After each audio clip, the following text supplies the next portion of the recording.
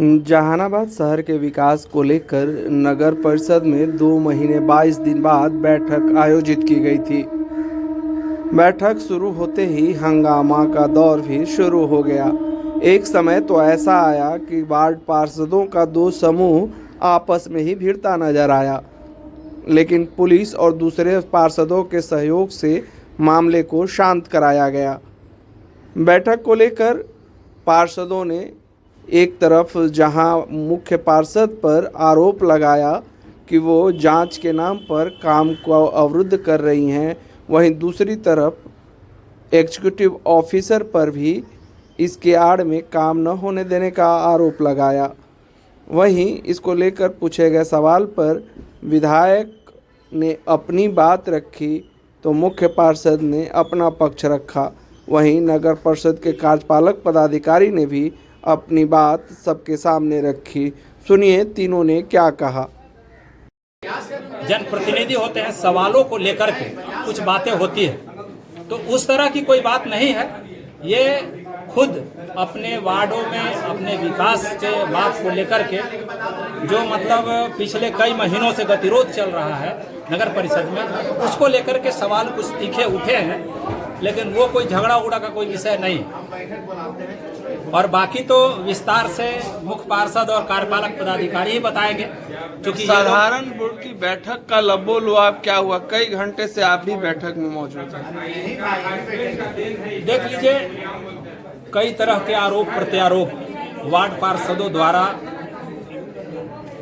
मुख्य पार्षद कार्यपालक पदाधिकारी पे समन्वय का जो अभाव है ना, उस पे उठा है।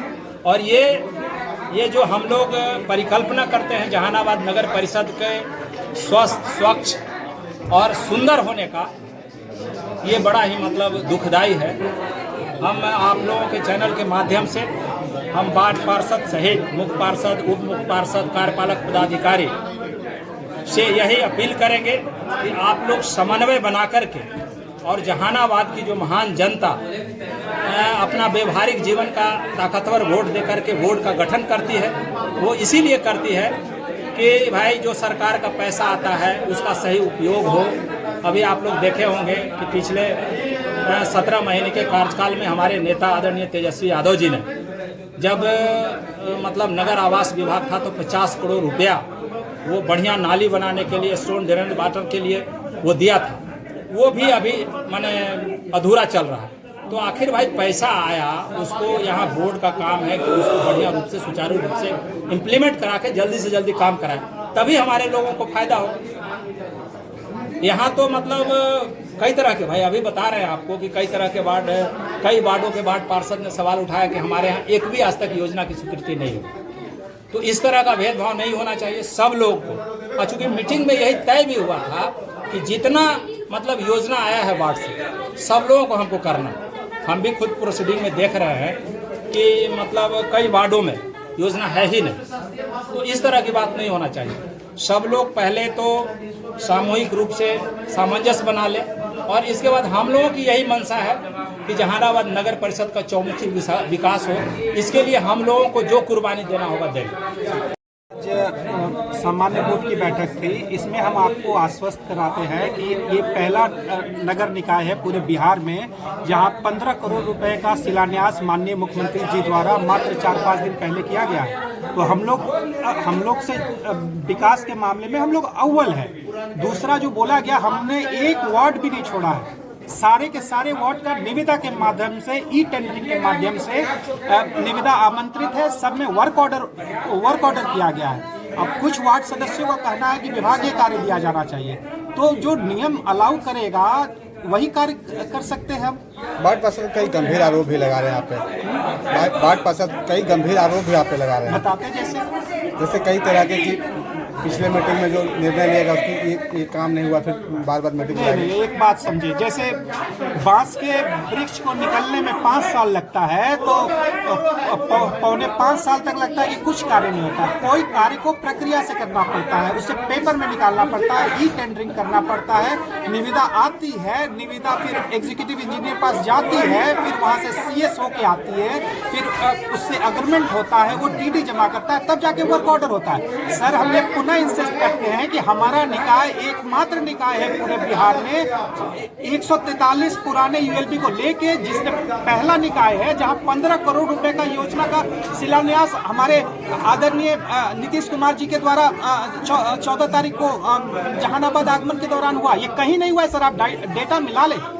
अच्छा, यहाँ पे हंगामा भी हुआ है, कुछ वार्ड पार्षद आपस में लड़ गए हैं। ये आपस में वार्ड सदस्यों के बीच हंगामा हुआ। सर एक और बात आपको इंसिस्ट करना चाहेंगे कि 8 सालों में यहाँ अशोक सम्राट भवन का भी एक ईंटा तक नहीं पता चला। आज हम लोग सर उसको अमली जामा, इतना इम्पोर्टेंट योजना को अमली जामा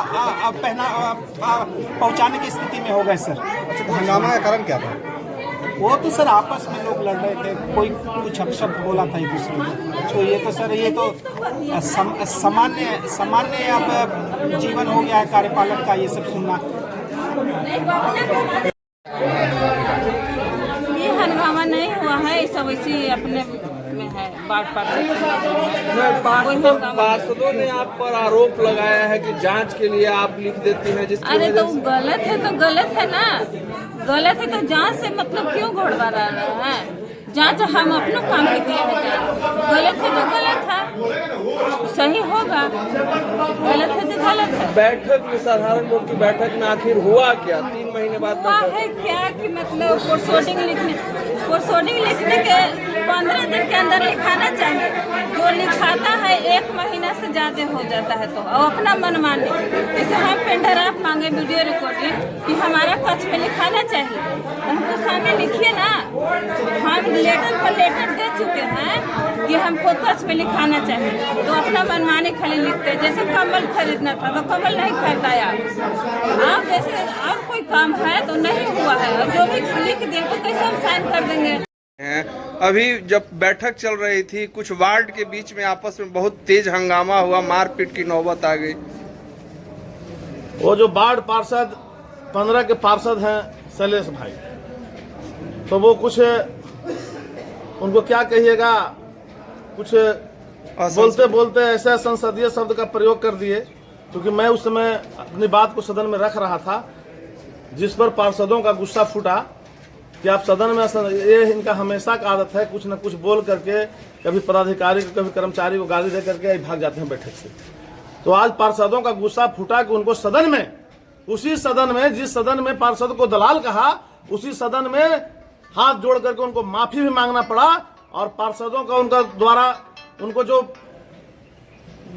आईना दिखाने का काम किया कि आप देखिए संसदीय शब्द का प्रयोग करने का क्या नतीजा होता है।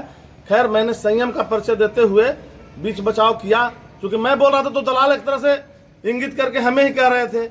तो मैं किसी का दलाली नहीं करता हूं, और पूरे दावे के साथ कहता हूं कि जिस दिन 5 रुपए का भ्रष्टाचार का आरोप अगर कोई सार्वजनिक जीवन में लग जाएगा तो मैं इस पद से मिनट में रिजाइन करने का काम करूंगा। अपने आसपास की खबरों के लिए हमारे चैनल द क्रॉनिकल टाइम्स को सब्सक्राइब करें, लाइक करें और शेयर जरूर करें।